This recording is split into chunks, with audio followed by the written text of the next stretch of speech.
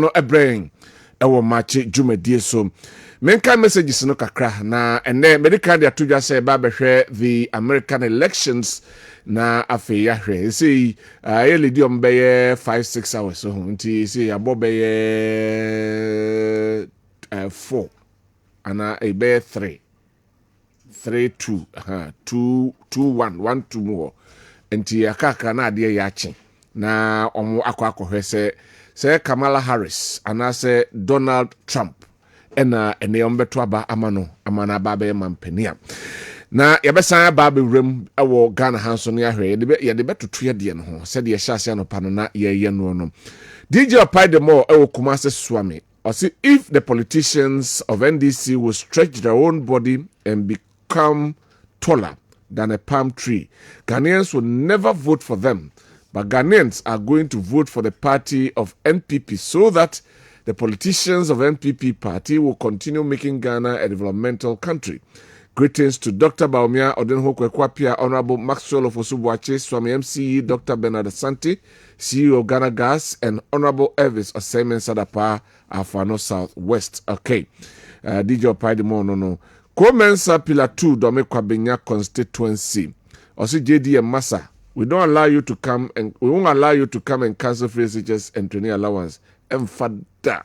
Special greetings to lawyer Michael Quay Jr., PC for Dome Kwabena, and Honorable Nana Amadokuya, PC for Kankwe North. By Komensa Pillar 2, and Odiwe, and so Abraying, and Anope. Lawrence Wache, Efro Buchi, Owa Senua, Asorin Kwanta, Obe Unity Oil Filling Station. Also, good morning, Kodi. We welcome Dr. Baumia to the Ashanti region. The region is solidly behind him because of his good policies. We will give him 90%. Greetings to all members of the Asorin Kwanta MPP Youth Wing, especially to Chairman Benjamin Dankwah. Okay. Or say for once, I totally agree with the chairman of the NDC, Johnson Esidun Ketia, on the issue of Ghanaians should vote on better policies but not under the influence of money. He rarely hit the nail right on the head, and he's asking Ghanaians to vote for Dr. Mahmoud Baumia and the MPP because when it comes to policies, JDM has none except in Kokon Ketenketi and Disco Night. Fellow Ghanaians, let's all vote massively for DMB and all the MPP parliamentary candidates. Yao Sankide Ewo Taifa and Odiwe Abraham. Massa Wood Ewo Kumase Bantama. Also, please tell JDM to continue tickling himself and have the confidence that the NDC will win the election in 2024. They will cry by all means because Ghanaians will remember the gargantuan hardship and the NDC regime. We cannot guarantee this country into the hands of JDM, who has nothing better to offer. Hashtag Baumia Twaso. Regards to Dr. Ben Asante, CEO Ghana Gas. We say good morning, Kyodi. Ghana is no longer a place to do business. Everything is costly. Hence, we need NDC Mahama to rescue us. Best wishes to Honorable Julius Debra, former Chief of Staff, and Gabriel Aga from Mafu. Mafu so edia odi abreng ene anopei enono. Right.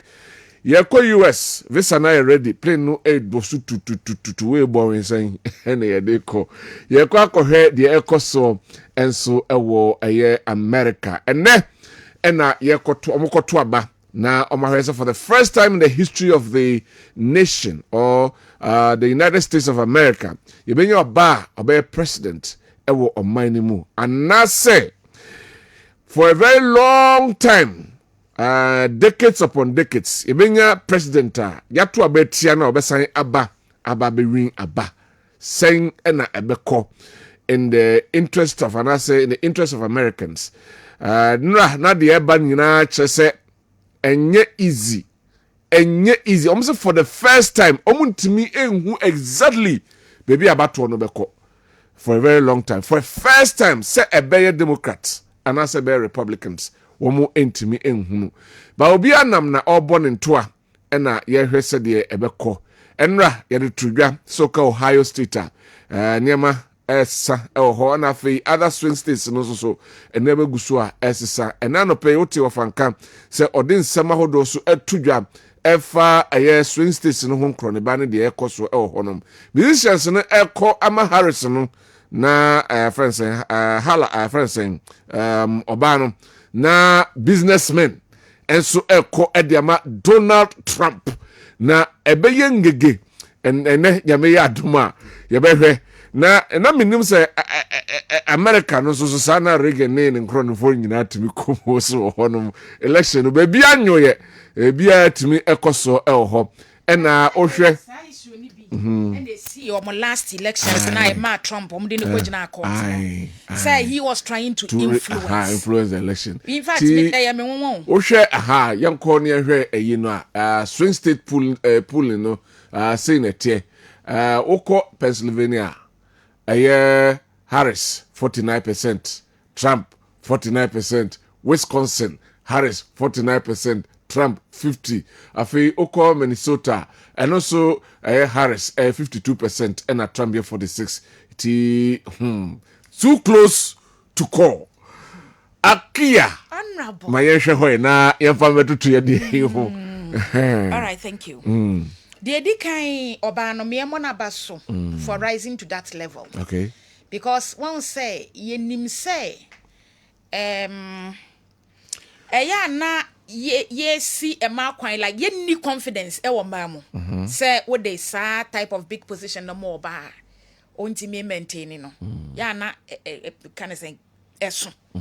Inti most of the time no a man tanya this kind of opportunity. Okay. Good.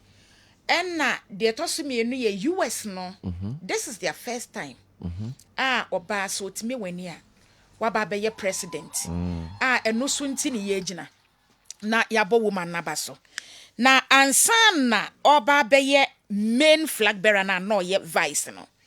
De ye nimne se nanka Donald Trump LED ye Joe Biden. Enti ofa so be hwe atama na ye so monko ye debate no. One said Joe Biden and to me an kasa ye. No crack can who be the koyi sa ma me din by in fact. So man's son and fa camera ama. And a Joe Biden. And Trump be born from yes. Ranka sabre baby or den conversion from. But yen shed the magic of a woman. Or by yen on the policies bay and or the bar ya. And unti ama people have bought into her idea. I nam so ma se ya ye ka say. One papa no nyina beye at par. One Donald Trump abeye at par. Ko so hwekra na de ne sa ohwe ne yie pa. Baby me ensa ye hwe ye Pennsylvania, Minnesota and then one other state, Wisconsin. So we can say 3 states in nyina boma. Kamala papa no so 1 point. Obro Donald Trump so 1 point. Ye ni America for be catch us 1 point ne de. And said that you who be as how. Epokrana say 1 vote cramp said or their bros or their chow. Anyway, well, from one bet them voting pattern. Good. You bet you say electoral way no.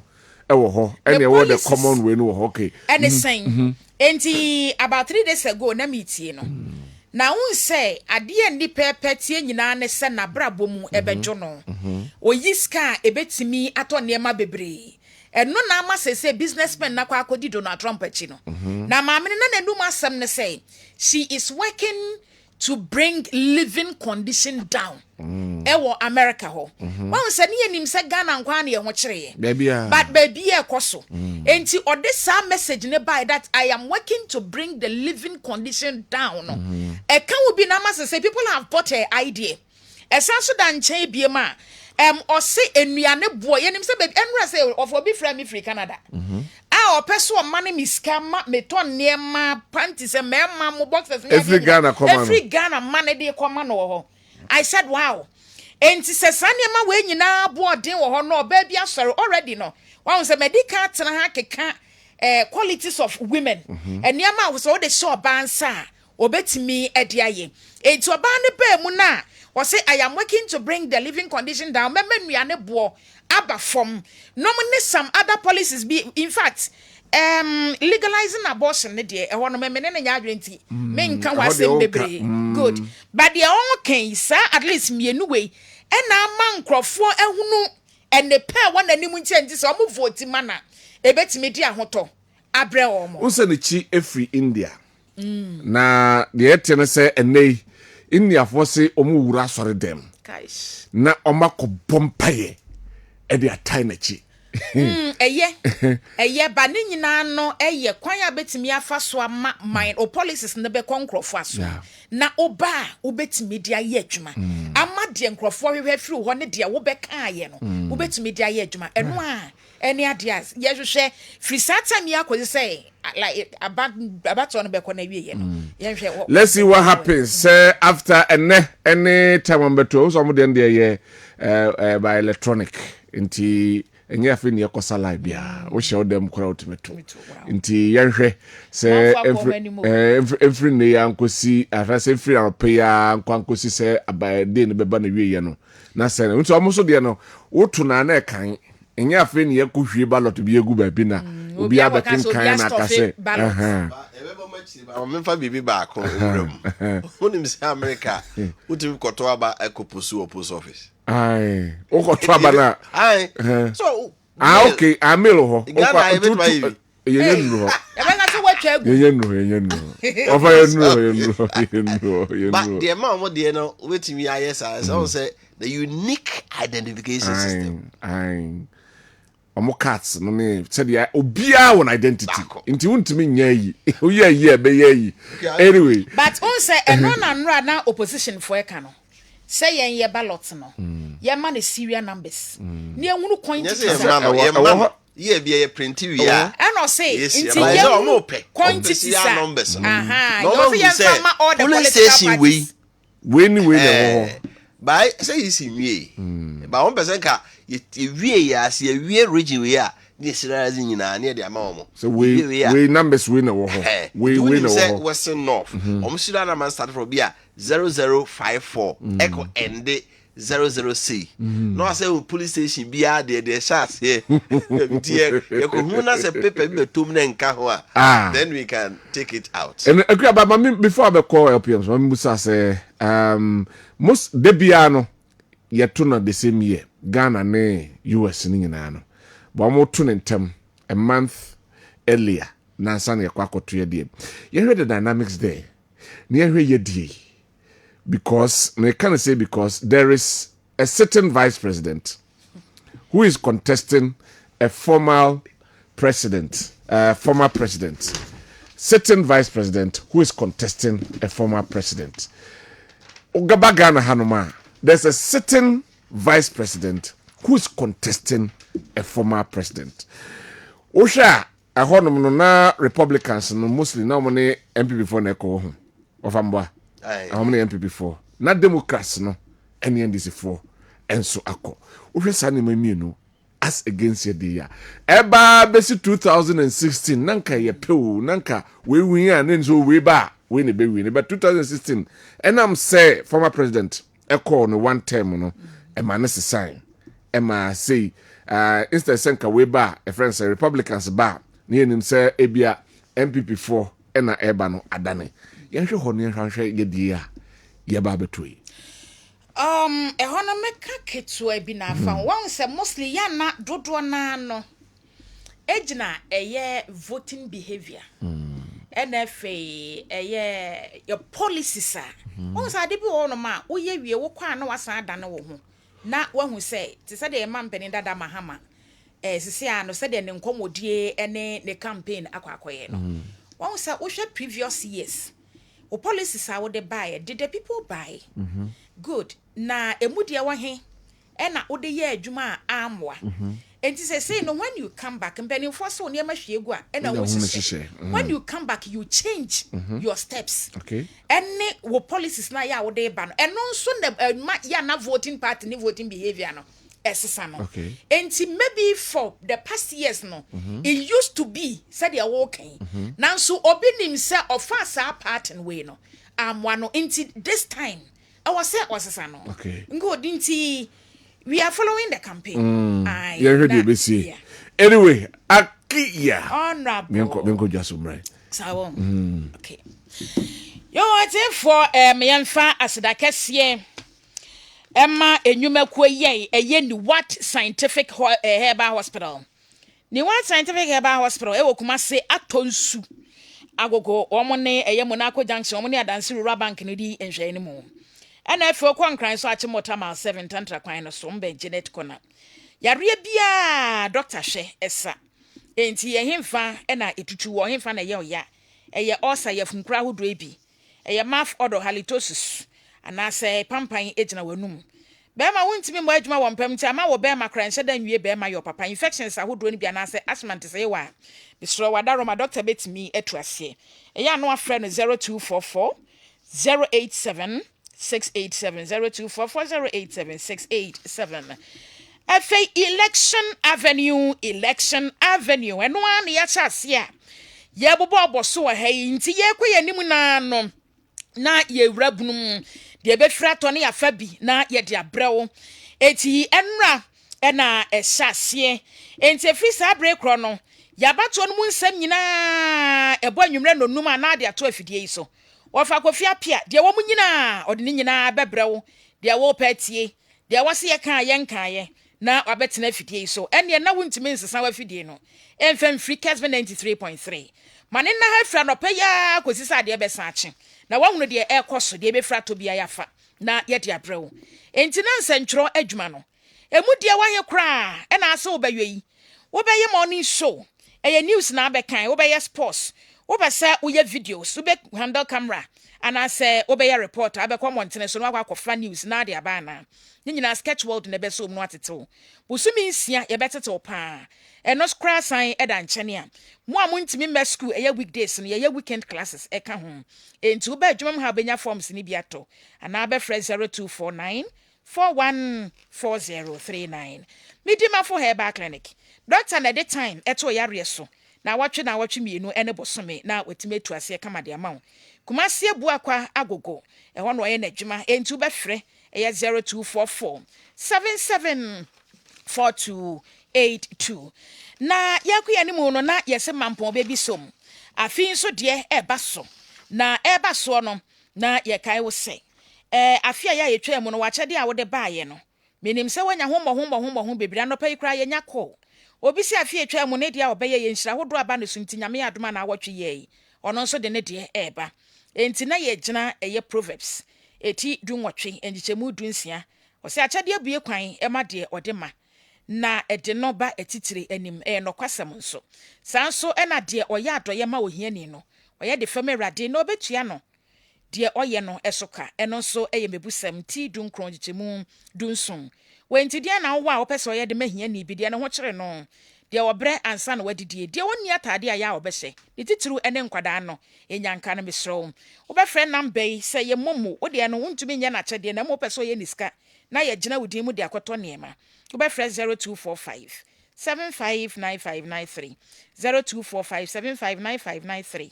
ananso oniema ya wo na apese ye mefa no eye 0249 887444 ya junior science and maths quiz eno nso ejinem enti efiri anwumre no miensa ekro no kwada ni free school ba mane mfa na fidie no ento Kessben TV mane ntena ho mane nkodi agro mane nkobo ball se de adesua no ana ekro STEM subject no won se nyame adom ye di bia ba basic enti ene na junior science and maths quiz na bebo akwada no pa na KN University ene kra multi credit di ni sika so wo masene ena Kessben media yenso ya soma ye bo ho debro wada ro mama akwada no ntena se na onsua de nana ye kan sese wo donate blood anase wo twi moja e de mu obi a akoye ti se wo de wo nkwa wo invest no wo chena nyame ya adoma wo nim ba bi a won so ha wo ebeto wo ya behia moja enti wada roma nyame ya adoma aseda house fie he ye bosumi da etoso adaduasa 30th November anopa no nwotwe pepepe ye ba betwi moja na ye de bia kwa akosie eye konfa no che blood bank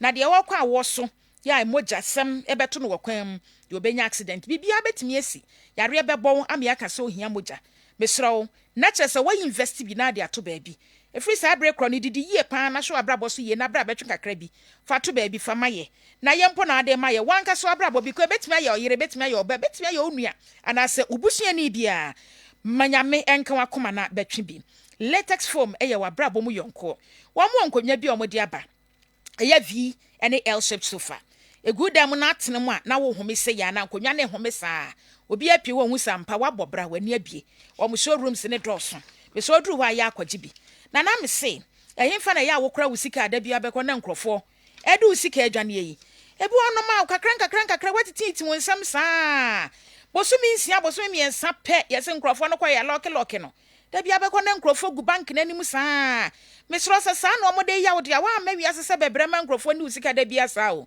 enti bo ho moden be bia account no e wo multi credit mesro ya bisa why na so di ni sika beto multi credit no ba ne ya tutum ya di ni sika adwane ye bi nsi da enu nti na branches ne doso no eye 66 na Ghana mantam no krampo eye sen enti mesro Kumasi Aduma Seda house ya wa ha mantam no so anase emensini ne miamia hodo ya biebie no edoso Ghana mantam ba bi wo ho enti de ope mu asematie yie no be fre 0244 176901 0244176901 for sika na beto ane enwe so ne nyina so emfa ma abosia samu ye dom se o ya nkrankre wo wi a ede na apesa oto na so sika no enso ya wade e friend say how purchase no anything wo ba yen ye beto ama wase de wu firi no betua sika kuma bi na de ato ase okoda ada kakra bi unya na de aba kakra bi unya behu sesese ano watua wo kan nyina awie enti ene ne no so betimi abo namba na ya me de tu dwa no na wafre no wabisem asem MTN ese brabeji mobile phone slick mobile phone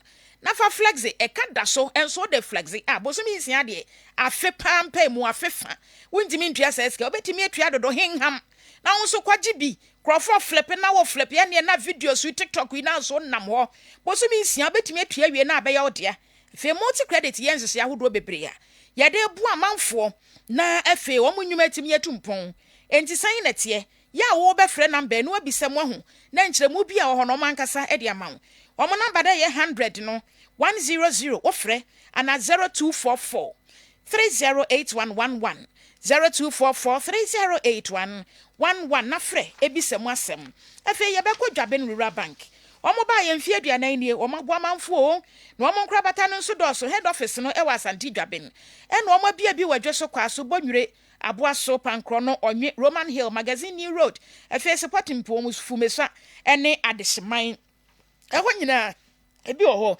etimiamia hodo ya amabobo oboso yi se opese okobie account omo product ni binie omo savings account or current account e wada chinti investment account efi omo floating shares sika no ompese obedi wan hwa wo de to dem a obi befa enti fa koto omo shares ni bi na chese shares ni de wape baabi na ade akra wo chena behu se awo se ya ukoyi usika na wotimi de ye bibi bebre omo ye money transfer microfinance fixed deposit V-cash collection anything mo ye no money ade eni asori na mo mpese de se na na anu ebi kosi adabrakai sika bebre bet se na ade ka ketewa we yakosi ho na mo lodu sika gum te se de mo lodu mo no anything enti ayie eni asori mo awie na mo mpese asori panyini bi de ne nsa bebo sika no mo kyena na akwada ne anim guase mutu no kra sika no wadi mesro Dwabenfo beba befa na ya kind kama no mde akoto bank na no bank na mo bi account na edem mo mpewe na de na mo pe mesro number no 0271 409340 enyume straight away ne Yenra Francis Asante lecturer with Chicago USA encoding common enfa elections no home. Abane, good morning. Good morning, KOD.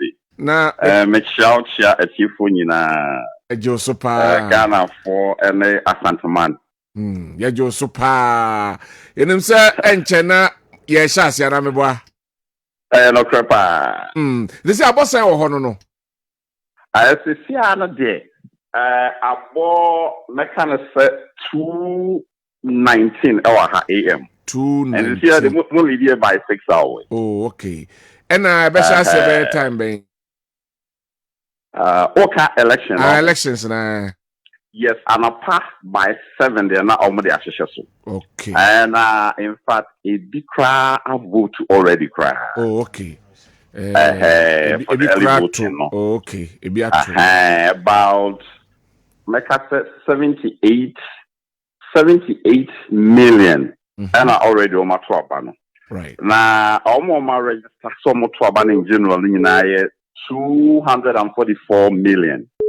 244 million and 74 million and on your registered voters. Yes. And 78 at to that. Na 78,000. That's a bit bria to pa. Oh, okay. Right.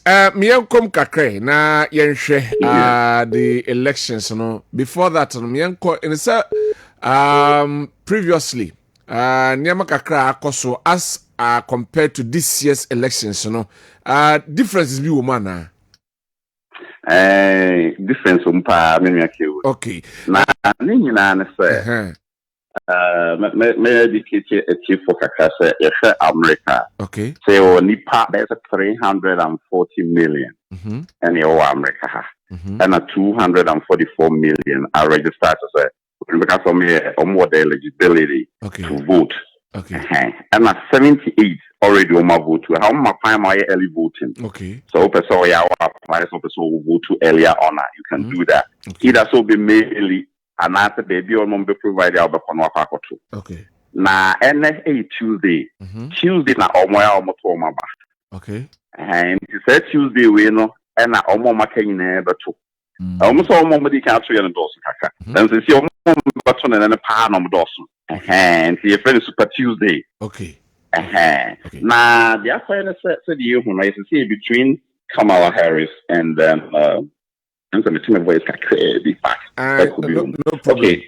Kamala yes. Kamala Harris and Trump and it's here Omoko. Before then Biden and then Trump. Now the you want to say Biden Kamala Harris is different from Ghana kaka.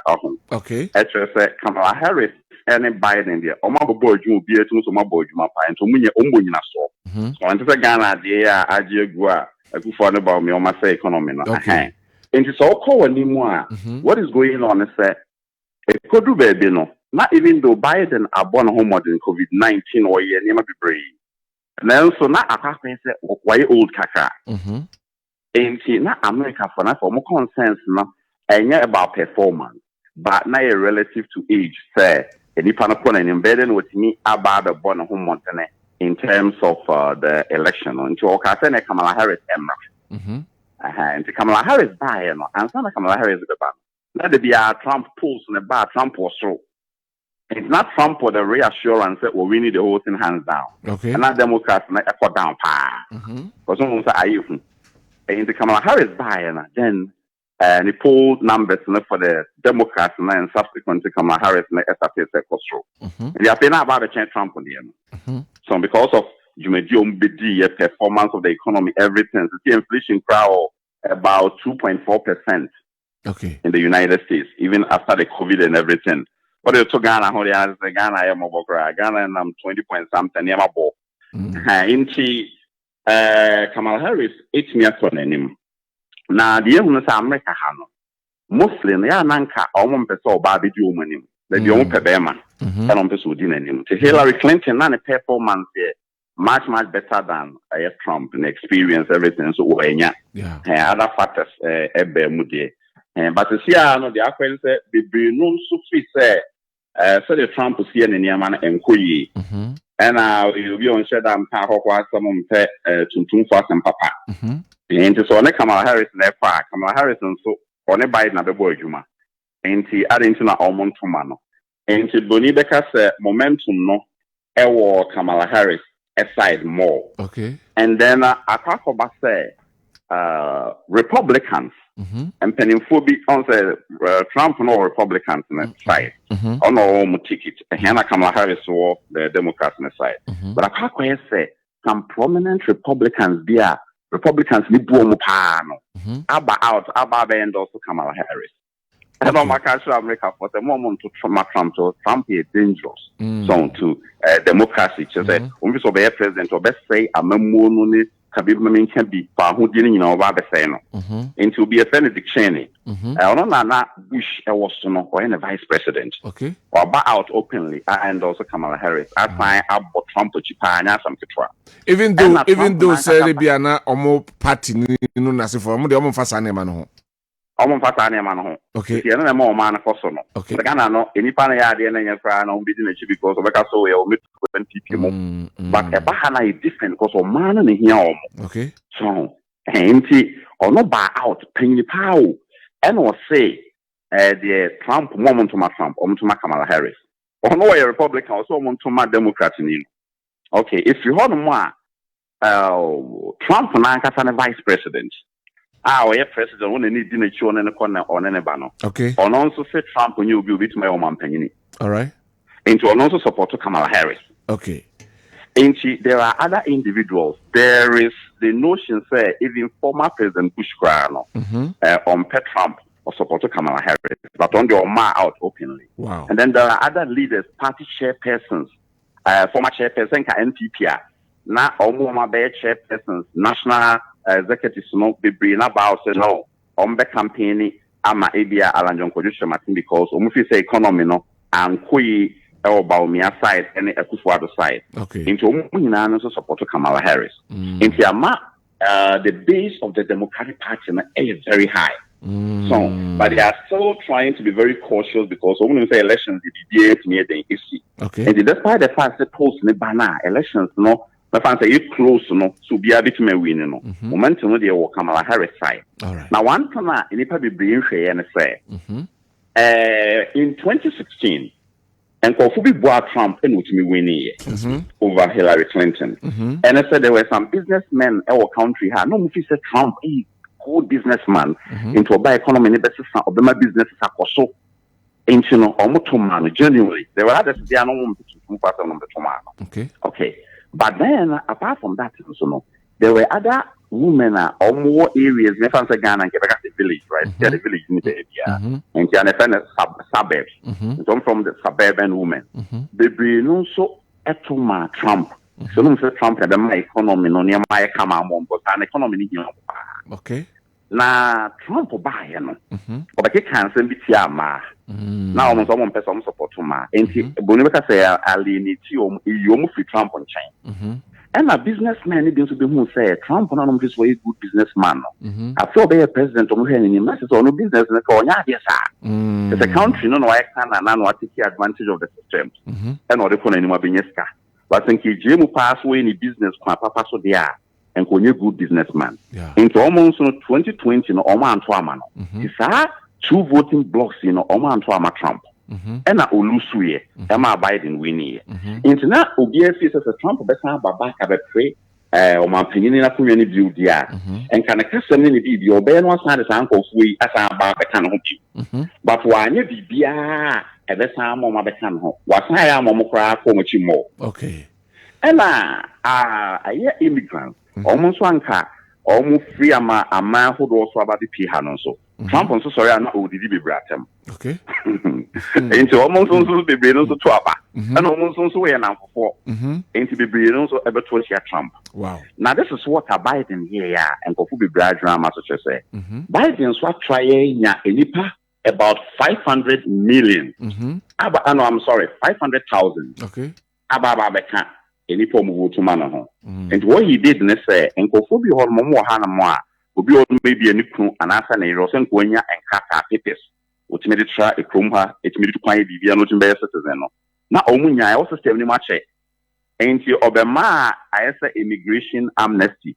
That must have 500,000 in to see Omunya papers, how much me twaba. Wow. And definitely, almost ever trauma, Kamala Harris. And going into the election, the probability that Kamala Harris will be winning, a little bit higher than Trump. However, you better say too close to call. Right.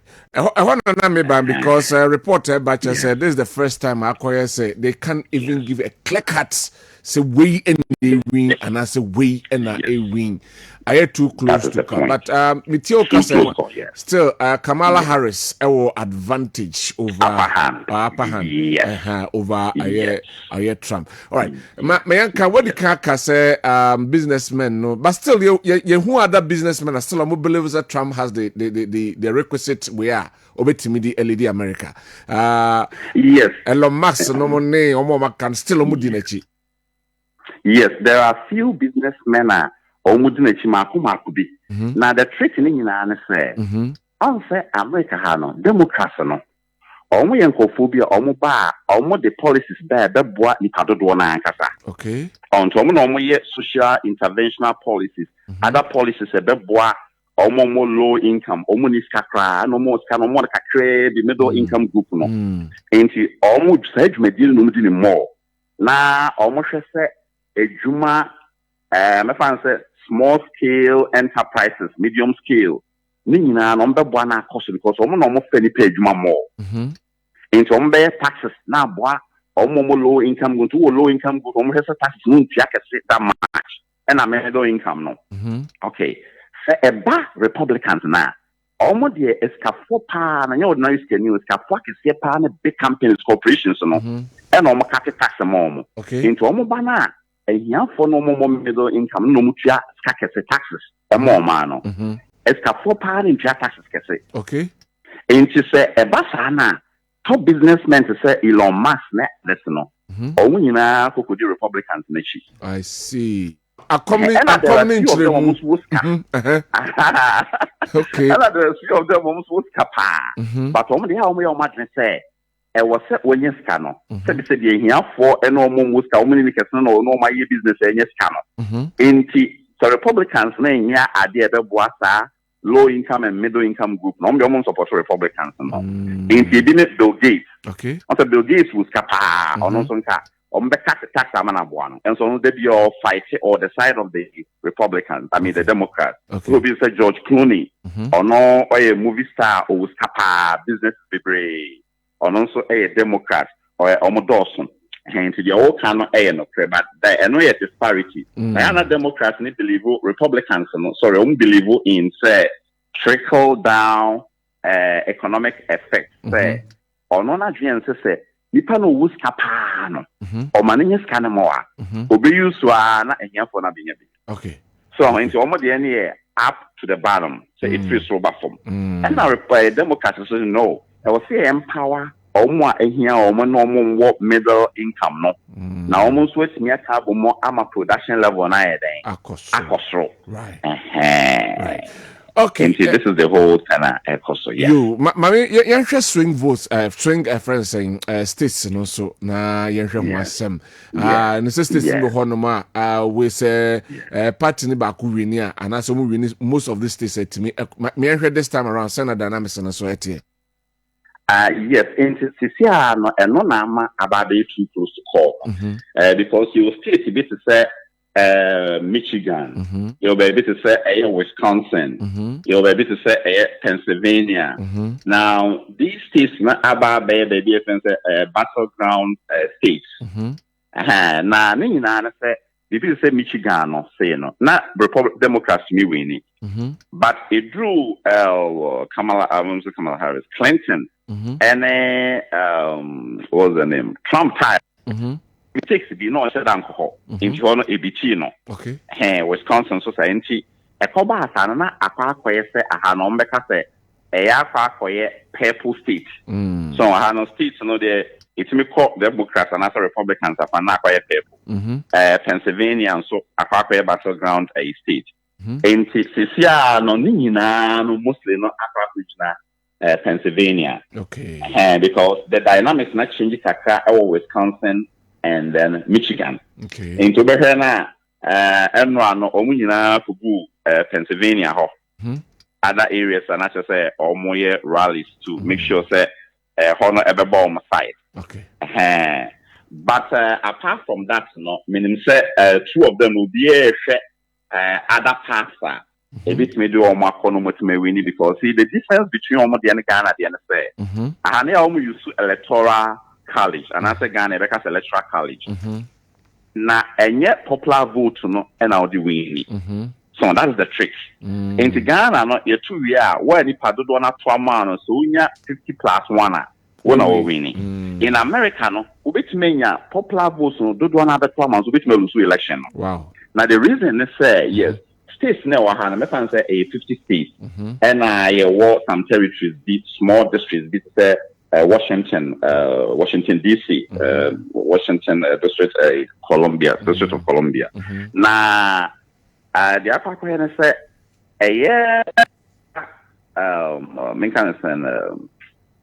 what do we call it? 50 states, you know. 50 states now. What U.S. America. What is going on? Say. All those states, you know, in the olden days, you know, not population is not population in also. And what happened was that almost say, almost fairness. Say almost say, almost smaller states, you know, any bigger states not compete because any BR where's a country no more the United States of America and it's each one a state. In baby home doors California, Texas, Illinois, other places so Utah, any of those places into only answers the numbers be the in his method say Utah, no matter say Utah, so we near electoral votes, no matter what, election, I will be winning, 20 electoral votes. Okay. And when you win Utah now, when you're 20. Okay. No matter say Illinois and so, and Chicago issue, and also we near this is the number. And the more we win, no more are they at the electoral college. Okay. So, and you make my idea, no, now, no. Area be on more winning a chronososon. Then the electoral college near the more so, in the banana, when votes be brave, but our numbers 270 also win and away. And it's to our goal.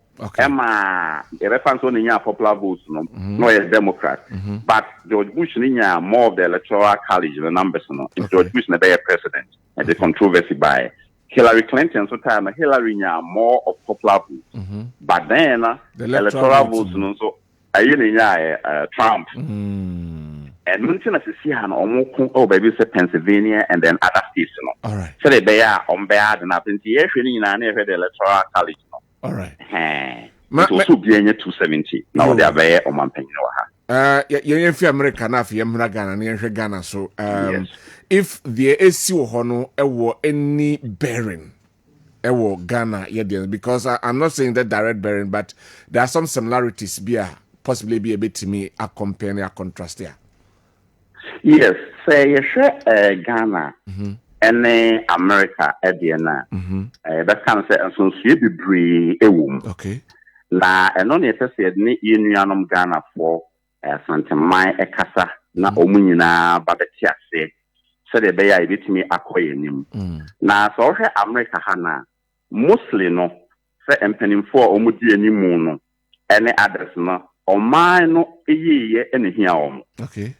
And it's all about the so now my promise to say me ba me we now ba no went ma me ya all my one party ni mo no all my so be can sure say sanchen ahata no mo ye no enti say the NPP example say Yoruba umia e ba be ba no promises be bree and all my yin yin so be masidi no I kama ye mo besia niema bo be ba from inflation into a can't sign him in a basana dia, Euro Mahama, and they're not all year no and yet into Euro Mahama incompetent, Euro Mahama bomb. And I Ghana for the son our candia, yet the idea not amount. Baumiani Kufado, Mumrame. Euro Baumi, you bidin Cribia, so way and the PPNDC, EPP movement for changing, Ebeka said Euro Baumia, while Barbe Seno, a fraction, a Mahama, a Diano. Mekasa me messages na yemre nti nkibe hu inflation ono ba be fa na 17 for the kwaya to 54 eniema bona se o ma niema bo na abaye den more than 4 times said you know obeje no ka osie medica oba no na Bahama is just 3.47 akufo de atwam about 28 billion so say bibia ombeje no bia na asai afin so arehosem ne say Ejapadi o man winina so mu jakusia wa aka akogigi ska especially mu ko China wa ben so a China for no o man bia na ni ate se bi semi ka tete mpanifo na ni ate na hu se China for fa kwan bi so ediwia African countries no Ejapadi enyankopon de achen inti America ma olo no so hwe so bitumi tua no de amount on kasa fa bibia bi sia wa okay but China ni na pe so de obi bi sia wa no abeje no wia wo niama na omuhwe ni mu no mama kwan na ekọ sisi ahwe electricity a omu dia kosi awa ye get fund omu yibi dia si awa wokọ ayi a MIIF a into the umbehu ye ne se omu create special purpose vehicles so SPV omba no mbesua hu ye into bibi kwa na emra ya hyehyɛ ho na omu so aba ba SPV so hwe Japan royalties a enu ye mineral field no the same thing on be okay ESLA so energy sector levy act Euro Mahama to ho see bit many levy be from the energy sector maybe a future cabinet. A Kufuado by normal creative special purpose vehicle, their parliament and approval, now their park of loan. Over at Chiwa Forest Reservoir, bauxite over Yomukofa Sino Hydro. Now their bauxite na kusia evaluation say bauxite ne do mpono. Na almost signed the Chinese company and answer the evaluation. Na no interest now also no answer my evaluation about what kind of criminal or mechanic credit. And so some free na and kofwa almost there or my common Europe for so a lawyer. You're about me as a great economist. Can you mean na or when? Okuko moi almost a deal no. Na minister crowd or Professor Fempon Boatin Krana. Deal no can be. Oh my men are making sure where you so videos so I have all the evidence. Oh my side deal Nina Professor Fempon Boatin when him a whole sector minister. Oh my more Kufa the Hona and oh my yes man. I see Oba Yakobe this say there are so many areas ministers almost all my dealer. Minister and say a new good deal into on sign it. Alan from the BN the deal be by Alan's on sign it. Almost okay, you be here for their finance minister on your side. Quickly, I know my sign it. Not on my carton there. So, intuition, corruption, a Kufuado, any era about me, woman. This is a DNA corner, a too much. And any type of almost would do much into IEB. And on my baba say, oh man, now so some of we besan by radio so. No more baba because oh, economy BBI because on Tom. Intuition Ghana is you were about 80% of the populace. That's a Nippon, which is 100. 80 year almost bread. If you're in who be what did you that for pet? What did you one pet? What did the baby in Prino? So, Oba make her more. If you're be Pia, I will have 3 times. I'm not any idea. That's just why he busy won't me the anything. And if you're board and then ensure your forest, I say, be Pia say, Yasan Yapakura IMF. And the scanner so a bit some free China owning in our mouth. I need to be a Magana. Kagana, baby, a pine. Use your hospital, BBSA. Santa Regional, CCA, NPP for Big Way. Just include Yamo, wound to meet Miracle, watching my big way. A Santa Region said it's a new woman.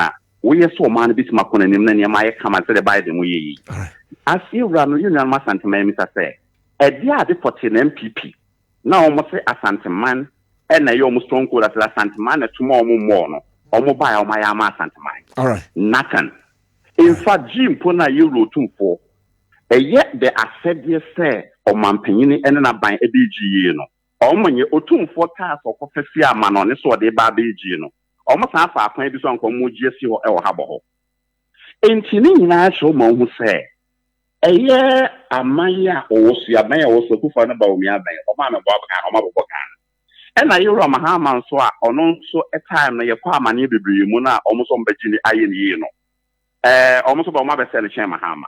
Internet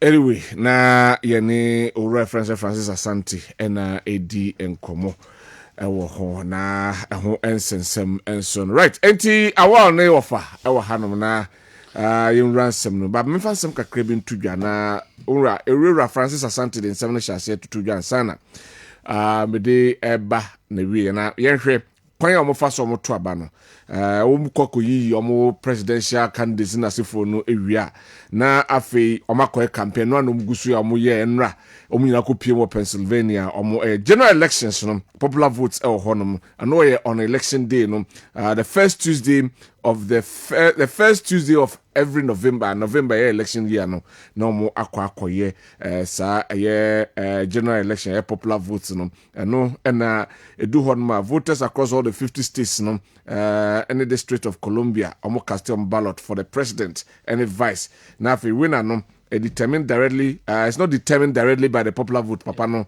eka ho ensem instead no omo electoral college the electoral college no each state no you allocate a certain number of electoral votes based on its population total no 538 na chese eno na electoral college no so to me win 270 per na chese wo ena wo ba abedi omampeni nti eno ena decide mum awa Good morning.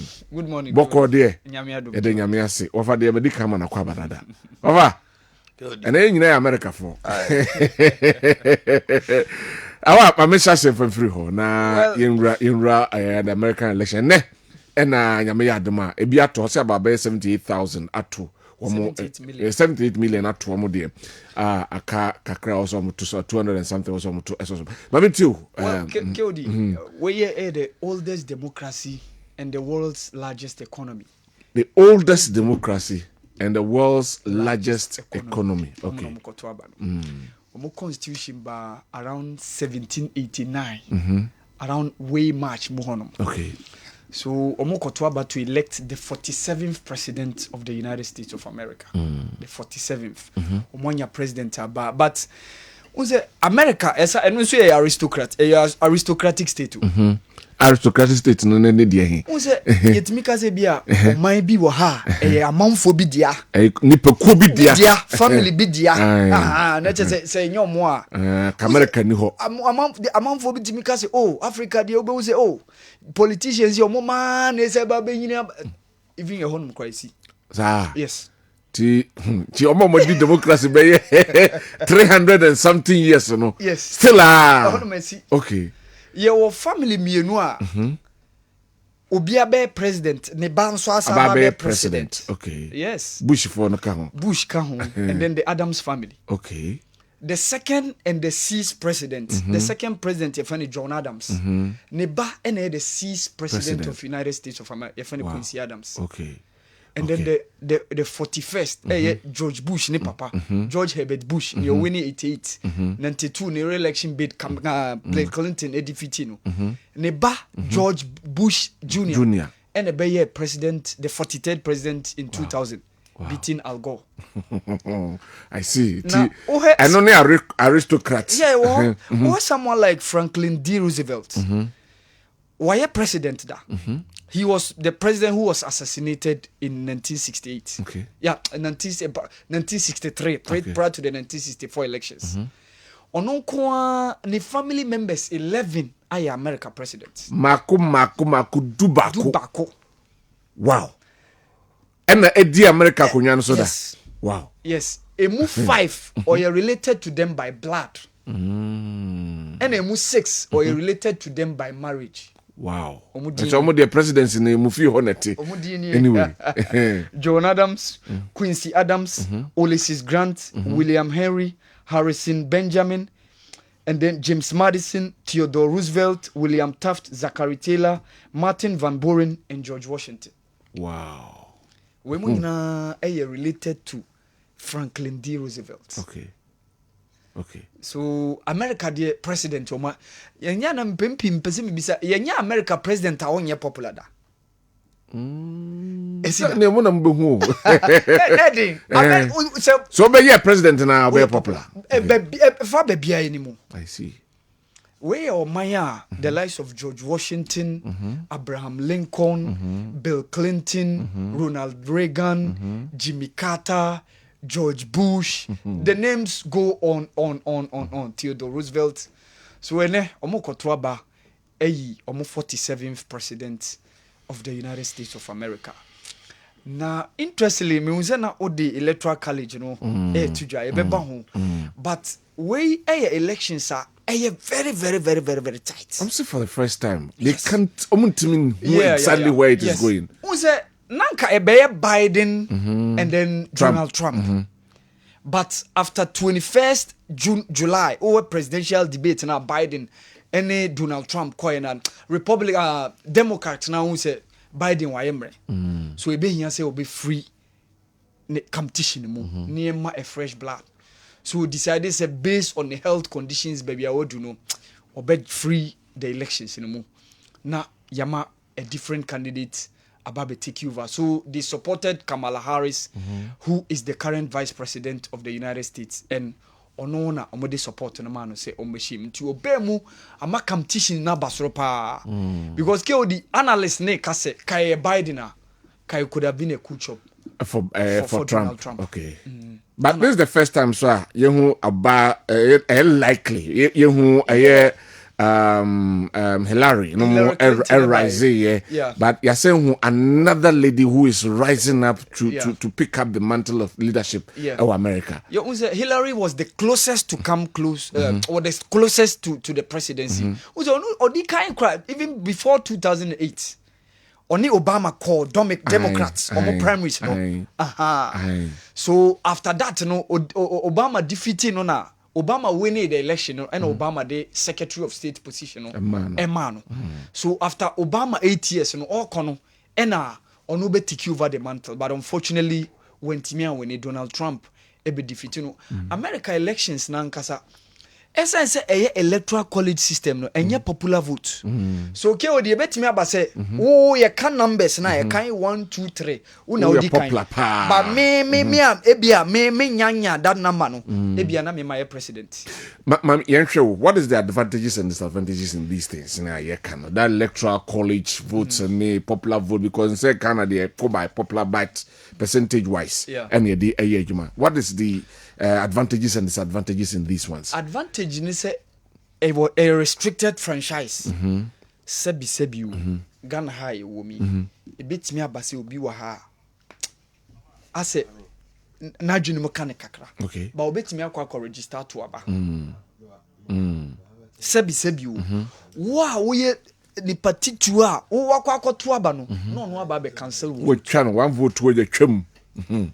Okay. So an advantage kesiye ba ko pa no. Okay.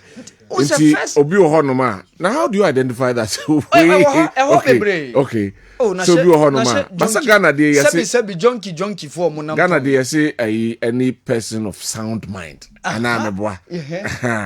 And okoko I can buy elections so I consider these things, you know. And some so nyina sound ana meboa. Who's sebi junkie for who town. E bi no voter ID card. Okay. Okay.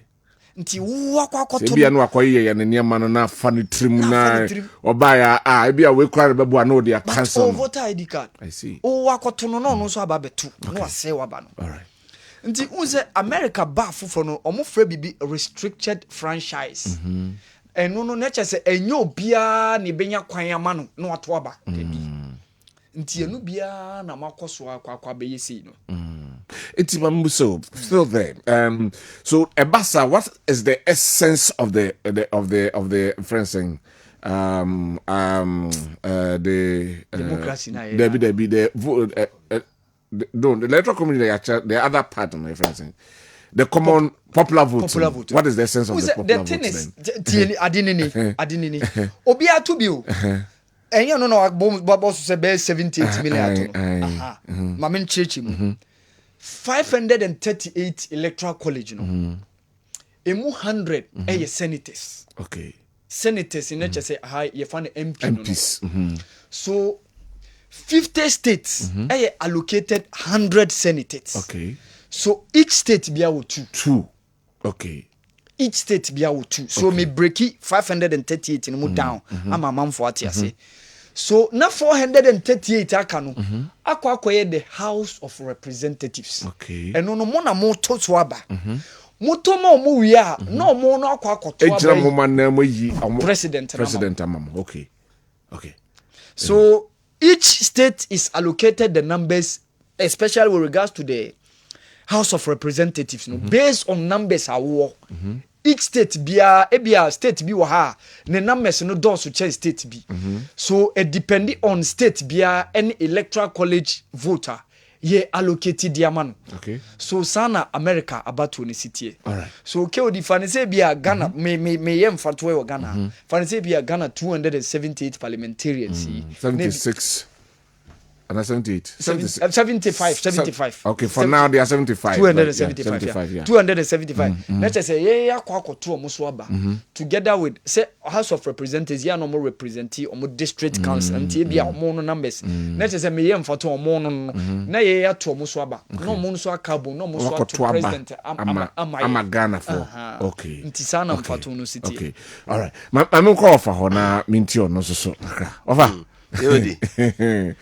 It was a while I can't be brave. America crave a cajon.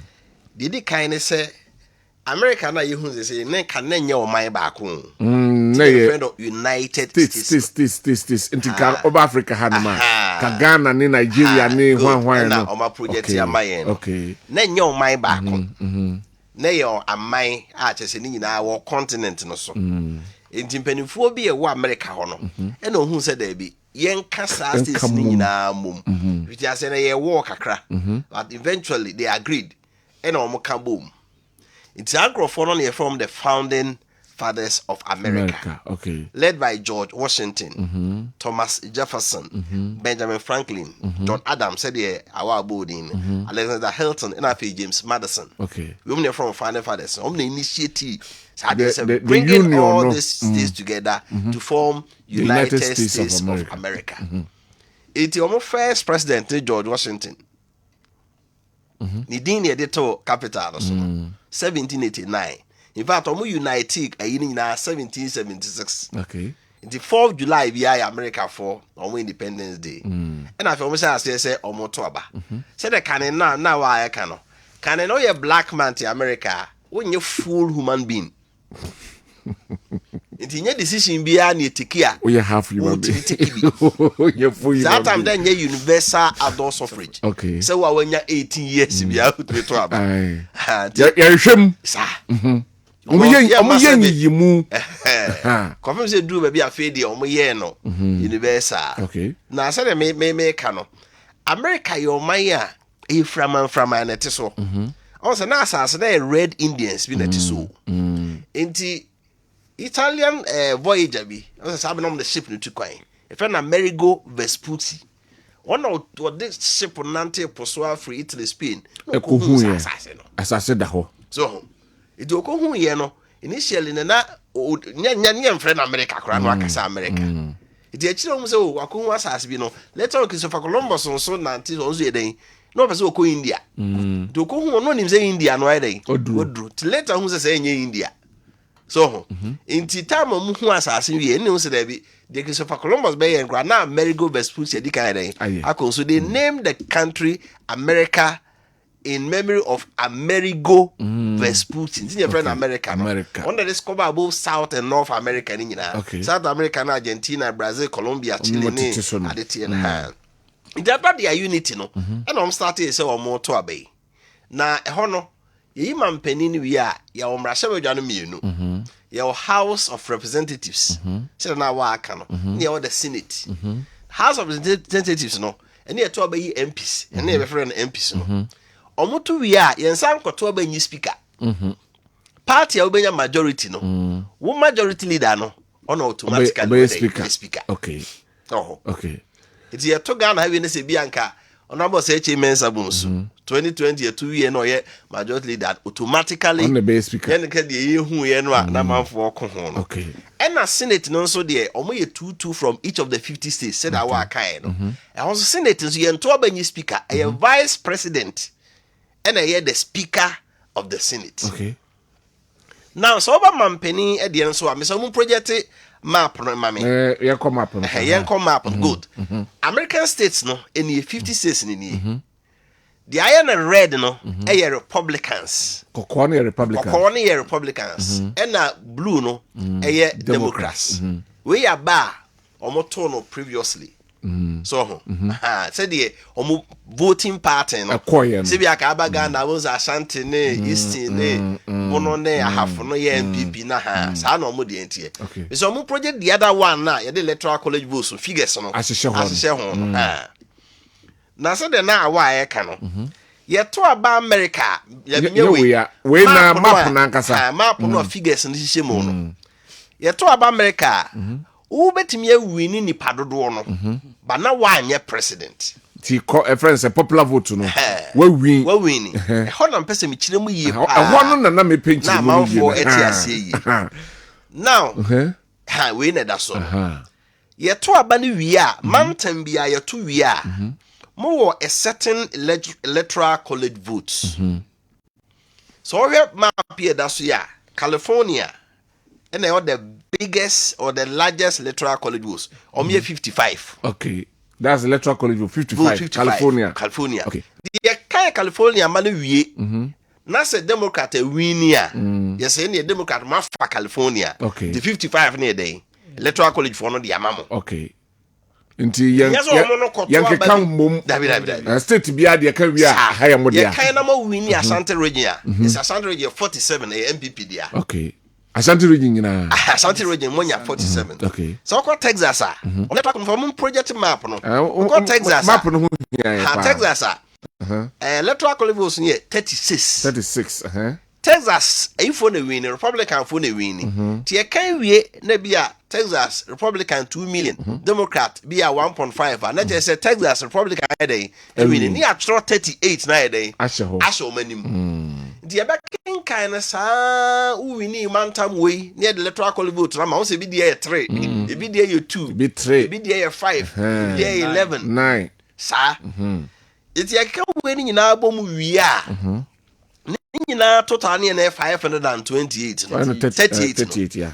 It what we nya dodo no when I am president 270 when you 270 I just say when you more than half no and found one the dodo na one man popular votes na to you know to weigh no mugina so no be yim penny. Okay, let us look at 2016 2016 year to aban we no na Hillary Clinton Democrat when you 65 million 853,514 was 65 million then fans not Donald Trump enya 62 million. Itige Ghana ha Hillary Clinton day. We need so on and that yeah. Donald Trump has 62 million. And Hillary Clinton ya say 65 million. Almost 3 million. Back Hillary Clinton enya. Because ya koke ka electoral college votes mbo mo no. Now Donald Trump enya 304. What 270? What 270? That's just say regions no. Ibu awu baby wo awu BT no, but electoral college votes no sa. Nti baby ono BT wo no. Electoral college votes no so. No they cancel. So, in that election, Hillary Clinton na ka no do na to ama no wenya. The same thing happened between Al Gore and George Bush. George Bush, okay. Of no. America, yenya 6 times pay in this kind of situation. See, okay. Popular votes now more than the electoral way. 6 times pay. Okay. And George Bush, the 5th one. Before George Bush, the last time this kind of situation happened was 1888. Wow. Yes. Okay. So many years. Yes. Okay. Eti bra, America man penda da be Clinton. Oh we no. No the man be the chire ago. Ago nya popular votes no be a chain. George Bush. But can electoral college vote mbo mu no. Na do kai Florida. Florida nko na ma George Bush here dey. BT ago. E be the say see ye 2016 no. The year 2016 no. Na do na to Obama Hillary Clinton. But electoral college vote no we nya. Nti amfanya dey. Ama no. But so about 2020 about Donald reference Joe Biden ba no. Ono dey obo friends say Trump from baby obo both the popular votes and then as the well as electoral college votes. Okay. I mean my figures no. Na hu ni so where friends say Joe Biden and what do you call it? Trump dey na person me ma figures no preko say yeah. Bit Matiasi. Ono no the results no buy no. No figures ni mienu nyina akọ e de ama Joe Biden. Ye hwe said the esiko ye. Popular votes. Joe Biden enya 81 million. If you Google so. Na Donald Trump enya 74 million. Okay. That's what beating by 7 million. Electoral college so say beating no. Biden nya 306. Okay. Na Trump inya 232. Okay. Do they say maybe abuna brand soon. It's about we ya beto no. Second that knife edge say ya. That is so he because bia 2020 no na Trump popularity hiding akofom. That's why popular vote olusu ye. But we dey a knife edge. But my main card here back one son na me refi. Enya wo mu enu na contest aba no. The other political parties candidates no ho. The Moon Project man who is running for president in 2024 no. Your Democrat Kamala Harris and the Donald Trump Republican. Now independent any third party for no. You Cornel West. Or no Ghana cheddar. On the 2 new baby. Okay. Ghana cheddar no. On the 2 new baby. And now Jill Sten. And I feel Chase Oliver. And Claudia de la Cruz. Do you ever for the also I say Ghana cheddar Alain but there are 6 people on the ballot. But as a 2 and as a Tefravias, a Ghana DNA being to know and on the echo. Now Kodi, the ma abato America no you no. It's say any popular vote untino. So now while like a chimo but me the kakrabi ka ho. Advantage what electoral college vote to say per regional balance. Okay. So the main purpose is for the regional balance. Exactly. Okay. Because say bet me aba say if you are popular with 2 regions. Not 2 regions no kwa to ama no be president. Not regions na kan nyina mpewa. Na obedi nyina so. Okay. Debi Enyejuma. Esa wa appeal no. Most of the regions. All go across the regions. Also oba Ghana ye to aba. MP betimi a win be 4 or 5 regions. But no beat NDC. Because nipa ni nyina to abetran eni Kumasi. But America hot the end o my in such a way say untimi nkofa region kakra bi na mfa medie nyina so. Nti ube win dia e so appeal no across the regions. Okay. Near the popular vote near den eto nchen near kofa no de be ye adwuma. Eno ne ma aba no ye very very critical. Do ye campaigner and concentrate how we had me the strong road ni. We yeah California Democrat one cost right 50 one the mama sa ntimi nya bi nka ho bio. Tikopedia the ti wa about 2 weeks ni no. Sa swing state so mon project swing state. Swing state na yen hwe the year 2020. 2020 winning margin for the swing state mon project no my. Patron project my. Yes 7. Arizona, Georgia, Michigan, and the Nevada be way. On your way. Back on your head 2020 na san ya about. We 2020 yeah. We head 2020 there no. We are near about way. We near 2024. We are 2024 no. All right. 2020 there no. Won say figures ni shisha no 2020 no. Arizona, Georgia, Michigan, Nevada, North Carolina, Pennsylvania and Wisconsin. Okay. Out of 7 no. Joe Biden we need 6. Baku pet. And I call you hope Trump. With the exception of North Carolina, yeah, Clinton, my friend saying Donald Trump, Arizona, Georgia, Michigan, Nevada, Pennsylvania, Wisconsin. In fact, Pennsylvania crowd here, now you knife edge. Biden BT, friend saying Trump 1.1%. Eti about we are able to these are the key battlegrounds. Wow.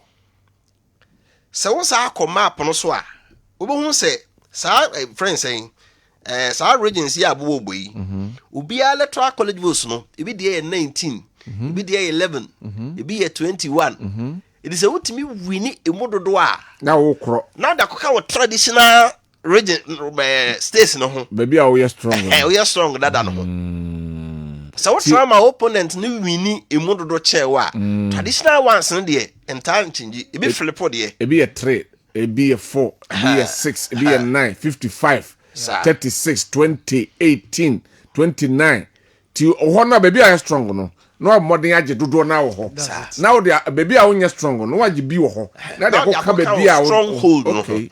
This always are 7 year me kan ya ni nyina apart from North Carolina no ni nyina no Biden ebo Trump enu nti no timi call 308 okay 6 now we sunya 282 or so. Wow. Now ansana Joe Biden be si form ama President Kamala Harris abano na Donald Trump sada Biden so it omo ye debate no June ewe ye no and the Democrats vote say no. The name of the say the Joe Biden called Trump be beating no. Hey, America na besi na Ghana ha. Yeah. See akoto aba na sabi yesi presidential candidate you na presidential candidate wie. Na fe Okoye presidential debate wie ya. Wie ye no. Yes, there be more modernity. Yamfa. Bi a chese okwa obelu. Over unim say interestingly, the last time this situation see was 1968. Okay. E see the Republicans na win here. Chirimuye. The last time near na otia by so went me anko and the vice be take you van. Na Democrats say ya. Democrats na net. Yes, na Lyndon B Jones and na newoso. And oka say ontimi nko. And na Hubert Humphrey be take you over. That was the election 1968. And Richard Nixon from Republicans The election. Nixon so no okoba the issues so buy no. Ono see impeach no. When we try to 4 term. So for we have the key issues. And this say South States no at the start of the campaign no. So we project no my margin of lead no on the swing states no. Na almost as na Kamala Harris be take over from Biden no. Na Kamala Harris lead in 5 enum. Ena Donald Trump won mienu ena was screen no so no. Georgia, Nevada, Pennsylvania, Michigan and Wisconsin. Ho nyina no. Kamala there. Kamala Harris LED. Ti na Trump there Arizona and North Carolina. Okay, say North Carolina nko no de bi onyaye e wo Biden time. No mo chese obetumenya Arizona ka ho. But as at yesterday, almost all of them, come here say ni nyina flip. 3 companies and 3 institutions and I pools. Emu ba ko pe e na kire say mienu de e betimi akwa Kamala Harris. Enum aka ne likely be e den pa ye Pennsylvania and Michigan. Almost say mienu no de e de pa na wo betimi flip sa mienu we no. Ubedi nkunim. Na ke wo de ehwe niema omugina so de ato aba wa America. All right. Very, very critical. Niema omugina so ato aba. De ntia omugidi se Clinton, friend saying Trump be win no. On say ye to aba in political science no. Wo awo power no e na obi ebusa o say de no waye. The attention there sa time na ye kan asem no. To me ni nyeden. Ensem. Enti se bibi koso America mamu nne na enya why na audition no aye friends Biden in aban would be say Biden in aban enti udimi fa so bo no nkobo Trump no tenchen enti on the tenchen no so oba obeden obe ni yi sisi ya no nkura no ena de to so mienu so ne say o kasem bi 2016 na oba no say illegal immigrants omo ni tumi krata e ba America memo no omo to so do omo say economy no ko nipa nye wura America de obedie de obenom de obeda nyina no mo taxpayers kakra bi ne eden edi mu musika eden nti obeto first war between America and Mexico bad din so obefro ko ye de wires bibia soldiers bibia beguso but ye no Americans so etasi so be president but now party any majority of parliament. If it to Clinton, if it to Bush, if it to Trump, if it to Omo. The Obama, no, not Republican, Trump was president, but not Democrat for the control parliament. I'm on the doors one. Yeah, Nancy Pelosi, one of the speaker, majority leader. Or no, Trump call kind of State of the Union address. We are the team. Wow, the team. It was say Kwabena ska to sa war no. E American o man ska na na nkoto. E na 4 years you two no. You two no we en ke o dey say aginsemu. It abeye concern of Americans say dey sa man for Mexico ba no say won no drug law so mo to nu bone ni ade wo nti no. Amasa nkrofo nyina criminals nyina. And was like I said, dear me can't say me na my money, won't be a drew. That be a misaba. Sadian Mayday, may. I sent back on the campaign be cost of living. Also after COVID, no. If we are seeing na baby, we are catching say Ghana and Kwana near my boy the Alboa. Okay. If we are seeing baby, only be Germany or Italy, France, US, Canada, Frenubusano. Say near my boy to say. And then my boy a thing. But and also politicians need to so they come. What's Ghana has all kinds of Russia, Ukraine, one COVID. I'm saying, Monkwana come. I come maybe yeah. And America, say for about 70 years, no more inflation cost so that Say this is say inflation I think. And I say 2 point something. 2.1 I say 2.1 2.4 something around. Also inflation ka kwa be a 1.2. The whole year dey bo ho ade bo nsa. The America for say assistant why den. And a Trump say me ba. Me ma America, I'll make America great again. One, method taxes so. Also ba first one no. Why say wo could be a company kese bia wa brochire bia no for company no bra. America for na de ma omo ho kire omo ne say nipa no o company industry kese a Ford no ma could be a factory no be a China. Na mo yeba. Adentia because cost of labor. America ni adwuma 1 hour. Sika a wagie no. So all the says can call China. E be to be ka bosomi. Jada na me factory ni nkosi wo na menye ne ma ne dey. Emma. Na travels no. Mo yesa no mugu America man nti no. Ukoya de no China de ba me impose 20% tax e wo so. Nti my companies be bre side dey. E ba e ma America ska sam yeye. Nti so wo ba obetete tax so. Ama cost of living is an me nyina boy ai ne ma dey. Aba form. Enna Hillary Clinton, Kamala Harris so. Also cost of living do also be any say. Also better taxes so sa. Ama ne ma boy dey. Aba form. But almost campaign back pa o me abortion rights. Democrats for power. No man for freedom ye bibi o mo pe. In fact, America LGBT for ne abortion ni nyina no. Democrats for time. And no massa ambra no. Republican Trump ba o se da bi. Nyame ammo se oba ne oba na, be ma ne be ma na. Abortion akwara nto yem duru level bi a, waye nipa. Ndiye ma kwan se oba otumi se nyinse no, ini te wo se no kra bi initial stage no. Ene ma kwan. Ena Kamala Harris na mo ka se oba se onya freedom. No bi bi a opeso oye bi a otumi ye den. Iti ono nso the abortion right ne ye den. Ye campaign. Se be ya on be gina tomu. Baby a me di wie ye different types of groups in America. Also, I mean, say Red Indians in America as so.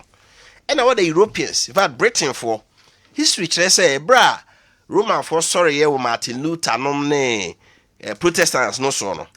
And now a Christopher, one Europe, who say, Ubia Aquadescoba Sassibi. Friend, no, near friend America, Tina young called John Tranship from the pagan fathers. Ship on the from the Mayflower. Go to America na omo tena ase num dua no ba me yeye na che omo ka ho. It was na America na kwere some like British colony. Kopin so munya independence no. Nti omo Europe abrofo free Britain special koye no. Omo no mu say asase ye dey. E dey rent in dey say omo asekra ye dey. E ase. Now we have Arab Americans. You were black Americans. Ye nananom a ye for omo say nko omo so nya afa odi omo so to. And you were Jewish Americans. Sankrofo now play a role in who becomes the American president. So Oba now she na boa black Americans are. Who no beto ama and who said Democrat for and a black Americans here then. A poor massam. Because who's or more no social policies near them. No wonder say musicians do not blacks. Exactly. Harris, Kamala Harris. So what I say. And Jewish Americans also per Republicans as them. Okay.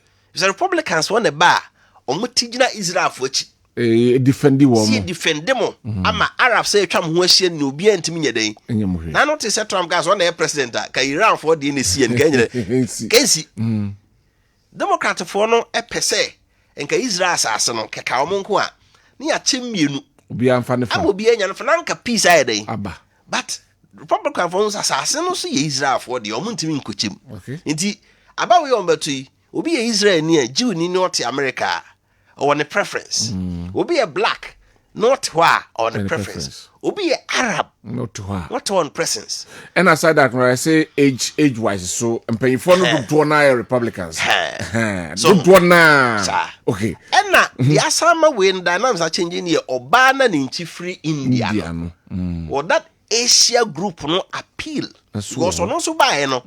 I say be a Obama time. Nanke blacks are more American now, so we need crata crama memobi.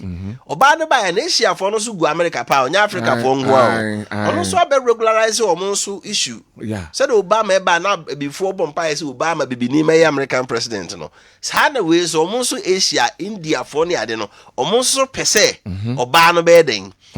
So age, will be our age group, the open.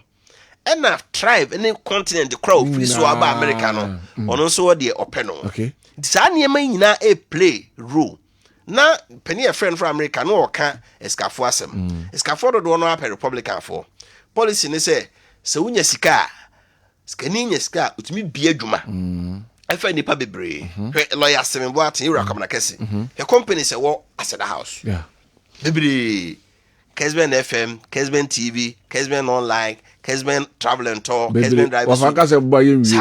When you know any powerful, you are not doing say, Mexicani in sika, no me you fa nipa bebre. And a Democrat forms there be, yemo here for no, yen so be asking or for more. Of another December, a Baba Shagana, your time no sa. You have a banner of a share. I'll wrap man now. So, Sanya may not a play. Issues now for discussing. There are some things now for TJB. So, time, so that's indeed Sanya may na Ekika boom. Amadi beto ban. In fact, Escafon do one war Trump afa. But the gate this year was on one support Trump. Best support Kamala Harris. Because Trump presidency first time no buy no. Particularly as we see January 6 na. Ye to baby na where say won tiase. No man the supporters echo Capitol Hill Parliament. Once a house ye 2 year. Nya electoral commission abubo. A parliament no. Any kobo. And the court to manim say results na ye nya from all the states no. Ekeka bo mu no. Ni. No parliament no. A vice me ba. O say. O me vice ho. The device say okay, what be we no one fair more resource no parliament who we are. There's a candidate now. Results just say we win no. Afa na wo be president. Anyway, Besaba. Awa. Well, abortion right no. You were the revolution of it. You were case be a friend Roe v. Wade. It was a case between Jane Roe and then Wayne Haidt. Wade no Henry Wade no or a state attorney. Ewo Texas 1973 na sa case ni siye oba bia e friend Jane Roe en wa fa ifuru en so opese o ya abortion en health institution so mo mpene mane nyesa en o de asem no court so court no bua no mo se da bi oban no owo ne fa hodie se obetimi aye abortion so between that time no ma wo that right to abortion till 2 years ago. Okay. 2 years ago, case been sisuye. Case did Dobbs visit Jackson Health Facility. So a honor no mo change no the ruling. A friend saying almost sisa ruling. Now 3 of the Supreme Court judges no mutina case no so. 3 of them were appointed by Donald Trump during his presidency. Okay. Connie Barrett, Brett Kavanaugh, and then Neil Gorsuch. So Wemo Erulu said there be at over 10 abortion rights cases. So in this case, Oba only right to abortion. State no be determine and no na Kamala Harris. Oba be overturn that issue. No? Right. So and only one of the serious issues. Emma says we have demographics now. In between 18 to around 35. Majority of them are supporting Kamala Harris. Okay. Because she wants to give them the freedom of their body, or more no better determine how they are going to. The body, all right. With regards to border security, immigration, and control, Trump should be deporting 11 million both documented and undocumented immigrants. Yes. Or say immigrants are subhuman. Okay. Or say they will enter into your kitchen, slice your throat, kill you, rape your daughter. Asema wakano no. Osi obe build big deportation center. Ye did those and confond be koho. No more what and say ye be deport mo. So imagine deporting 11 million. And osi enye undocumented, osi both documented and undocumented. Okay. That's the reason why Kamala Debia Otaka osi an undocumented criminal, an undocumented immigrant is not a criminal. Okay. And this is what Trump has been trumpeting on. So with regards to security, border, immigration, and control, no, or be making sure on that. Now, honestly, no. Sadie na oka no. Omo akot America memo omo ye document omo no abuafu so ometo ama friends Native Americans so Trump so kasa. Omo so ometo ama. Anyway.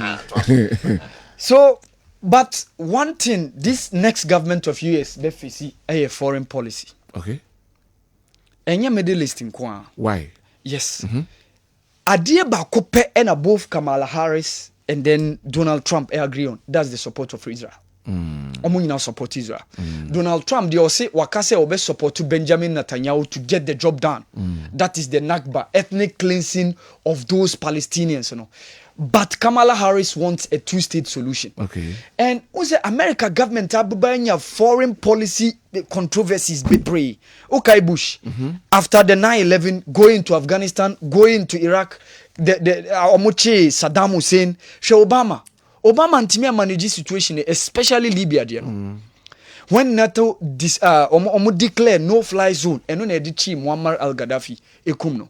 When Hillary Clinton was the Secretary of State during that time. So what happened during the annexation of Crimea by Russia over Ukraine? Trump supported, and Trump say kono waha ka Russia invasion of Ukraine can see. Nti or say aden your best send state money. Taxes paid by taxpayers. Near the those ammunition akwa Ukraine.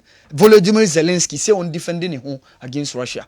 Trump is against that. Okay. But for Israel, he supports Israel. So both governments, both Kamala Harris, face foreign policy issues. Right. With regards to even Africa, how are you going to do it? Okay. The recent coups Sisi or the Sahel part of Sahel region, Niger, Mali, Burkina Faso, Guinea. And the intrusion of the Wagner group, say Russia for Eba, China are also gaining interest in Africa. Called the new scramble for Africa because China making a lot of investment. There was recent news said too, just like even Kampala airport, Uganda cross, say China for there. So America for news say others are more area rivals. You know, they are gaining control on the continent. But US interest is having Israel because they front their interest the Middle East, you know. And Trump problem bakuni. One say the president, vice president, one of the powerful positions in US the Secretary of State. Because the Department of State foreign minister. Yes, foreign minister. Because the Secretary of State, you know, on no front America policy. Foreign policy. Foreign policies, May at least after 2000 election, who the late Colin Powell, who Condoleezza Rice during George Bush presidency, Hillary Clinton, and then John Kerry, 2004 Democrat nominee. The second Secretary of State during Obama time. But Trump by appointed 4 different secretaries of state in 4 years. Averagely every year.